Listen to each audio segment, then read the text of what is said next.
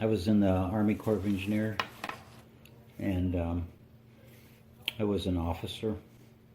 Started out as second lieutenant, served 10 years, and then was in the Army Reserve, and then I retired in 1994 as lieutenant colonel.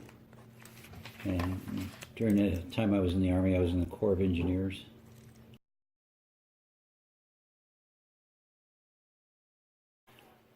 So I was in ninth grade, and I decided at that time I want to be an engineer.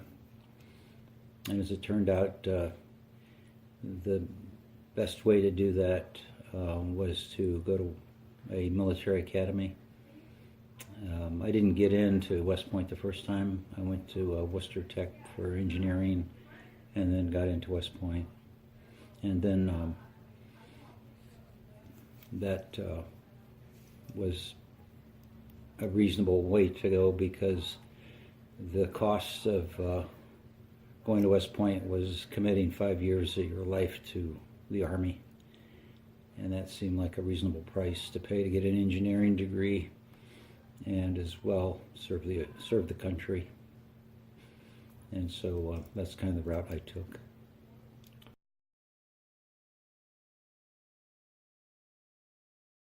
I think if you are interested in getting an education, but you're not sure really what you want to do, you don't have a really good structure, then going into the service is a smart thing to do. If you don't have a vision of what you want to do, that would be the smartest thing, because it gives you education in some kind of skill as well as a organization to your life, because there's a discipline in the military that you don't have in civilian life. So you learn that. Having that discipline generally puts you head and shoulders above people in civilian life, because they don't always have that ability to suck up discipline the way you would having served in the military. And along with that, you get an ethical and a moral standard that you might not otherwise get, which is a value and stands you in good stead for the rest of your life. So I was raised in the Army. My dad was a Special Forces officer. He was in World War II, Korea, Vietnam 4 times, and so that helped to form kind of what I wanted to do. And after I graduated from school, my first assignment was in Germany. I was there about 11 months before I volunteered to go to Vietnam in 1970. And from there, I received a letter from the Department of Mechanics at West Point asking me if I want to come back and be a professor. I said, sure. So I went to Stanford for a couple of years, got a master's in mechanical and a master's in civil. Taught for 3.5 years, thermofluids, gas dynamics. Then at that time I decided or figured out that staying in the Army is not what I wanted to do, since I wouldn't be able to be the engineer that I envisioned in 9th grade. So I got out and then stayed in the reserve, because I continued to want to serve the country. So I did that. That's kind of the path I took.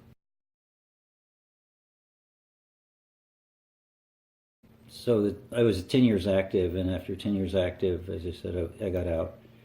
And my interest was in continuing to be connected to the military, so I started working on combat vehicles in San Jose, California. Worked on any number of combat vehicles, Bradley Fighting Vehicle, and M113 and other vehicles. And I continued doing that. Eventually, after another 16 years, as a lieutenant colonel, you can't serve longer than 26 years. If you're a full colonel, you can serve 30 years before you're required to exit the Army. And so in '94, I exited the Army. As a reservist, I was in a facility engineering group, basically doing assessment for potential wartime activity and making sure that we're ready in case of a war occurring. So that's kind of what I was doing in the reserves.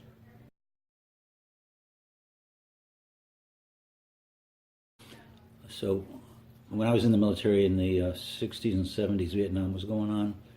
Vietnam ended in 75, and the 70s were tough for staying in the military because once war's over, usually they downsize. The support is not there. And so today's military, we've got Iraq continuing, Afghanistan continuing, war on terror continuing. And I would say if you're not interested in serving in a kind of a disciplined, organized fashion, separated from probably your friends and family, then I think the military may not be the right place for you.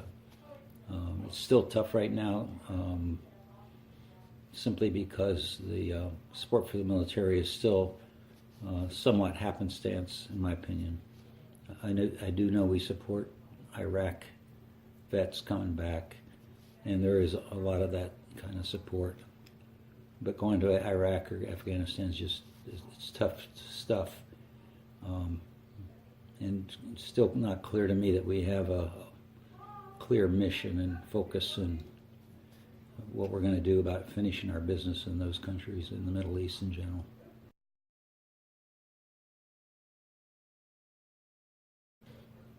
I think we're doing conducting efforts to increase their business. I get shirts made in Vietnam now. Guy I know actually goes to Vietnam and has helped set up factories in Vietnam. So I don't have a problem with any of that.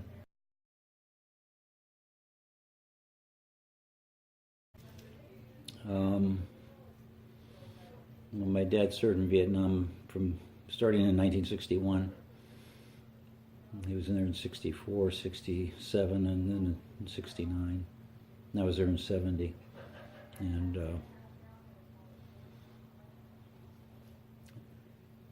Vietnam was not a smart move, in my opinion. You know, the alleged communism or the communist threat was always there. And ultimately, when we withdrew, it was taken over by North Vietnam. So 54 or 56,000 guys that lost their lives, including a bunch of my people that are my classmates. Unclear what the overall benefit of going there was.